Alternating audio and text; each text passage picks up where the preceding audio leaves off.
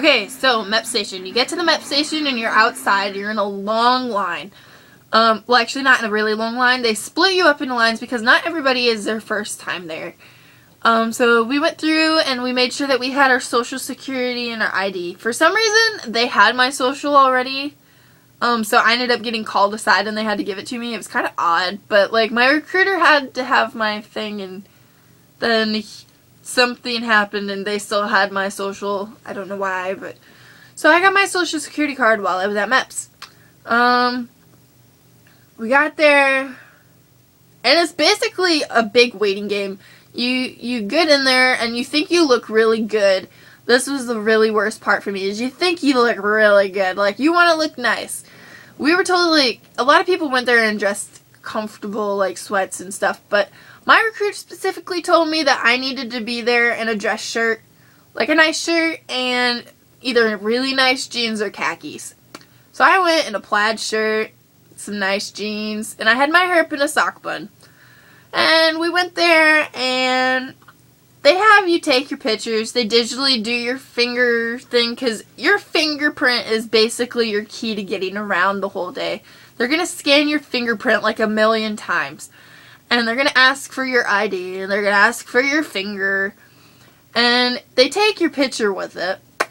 And I'm thinking, I look alright. Take this picture.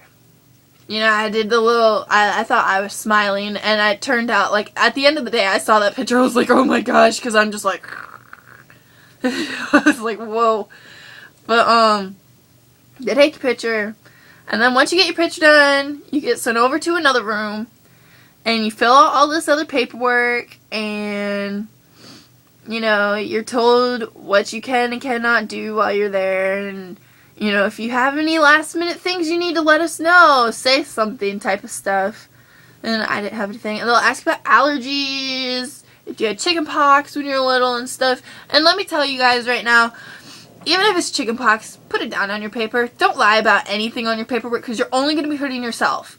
So everything, make sure you're completely honest about it.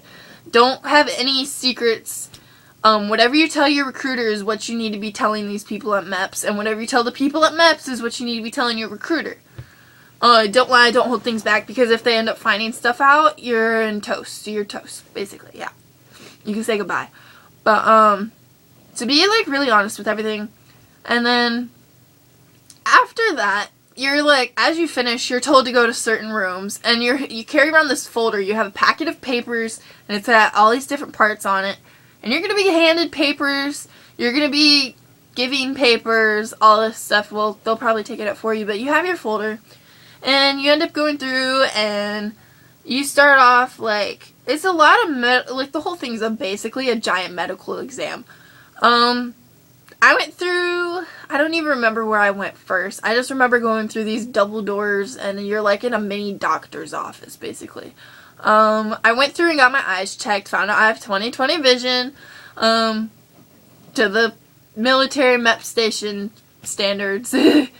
But, like, another thing, while you're there, don't argue with the people. That's a good way of getting your option destroyed. We had a little mishap while I was there, and the lady, my eyes were fine. She told me to read off a number, and she was looking at a different number, and we were going back and forth complaining, or, like, telling each other, you were wrong. And basically, I just sucked it up, and then she's like, oh, I was wrong. And she looked at it, and she's like, you have 20/20 vision except for that one line. I was like, whatever.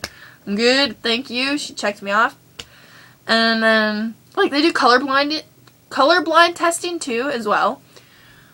I'm not colorblind, I found out. But, after that, you go into the hearing room, and you're put inside this, like, audio box. Not audio. You're put inside this thing, and it's got, like, a chair, and it's got these headphones, and you don't do anything until you're told to. Like, don't pick anything up, don't touch anything. Like, just wait until you're told. You're gonna put them on. You don't talk to the other people in the room, because there are gonna be other people in the room, most likely. You put the headphones on, and you just wait, and they'll be like, this dude will come on through recording, tell you press the button, you know, whenever, and you press the button every time you hear a click. And I passed that. And make sure that your headphones are actually working, because I know so many people that they had to reset it because their headphones were broken. I went there, then I went to one doctor, and he, like, made sure my shoulders were good. Like, he grabbed me by the shoulders, he shook my shoulders. He, like, had me smile, showing my teeth. Like, they just do, like, these little things, and he'll listen to your heartbeat, maybe? I don't know. They like, listen for little things. And he, like, talked to me, you know, about school. He wanted to know how school was, and, like, there's a lot of older people at MEPs, too. But then he, like, checked my ears and everything. Like, he looked inside with his little doctor thing. And then we went, and I was good on that, and I was sent over to get my blood drawn. Did my blood test, passed my blood test. I didn't even feel it. Like, I hate getting needles done, or, like, I don't like needles, but I give blood and stuff. But I have so much scarring on my left arm, because that's the arm everybody likes to stick me when I have to go get stuff done. So I now have a mark on my arm from where I went to MEPs, and I actually bruised after I went to MEPs, and they did my blood work. It was kind of weird. I've never bruised before, but they just kind of stuck me, and then they pulled it out. I didn't even feel it, but it bruised. Let me tell you, it bruised. But, I was all good on the blood. And then I got switched down, and I think this is when I went to ortho, which is the underwear Olympics. Yeah, basically, this is the part MEPs is probably most known for. This is when you're in a group of there, and it's like, you're in there with like 10, I was in there with probably like 10 or 11 girls. But you end up, you strip down into your bra and your underwear. Like, we're gonna be serious, alright? Not being immature or anything. Alright, strip down into your bra and your underwear. And they have you, like, do the duck walk, and you get to look all silly and feel awkward in front of each other, but it's fine because everybody's like that. And you get to touch your toes and be on your knees and roll back and stand up and all this stuff. They have you bend over and he pokes you in the back and stuff. Like, that's where you get to do all that stuff. But then you get to do the fun part, and they hand you a piece of paper and a paper string, and you get to wrap yourself in this paper with nothing underneath, nothing whatsoever, just what you were born with. And they do a pelvic and breast exam.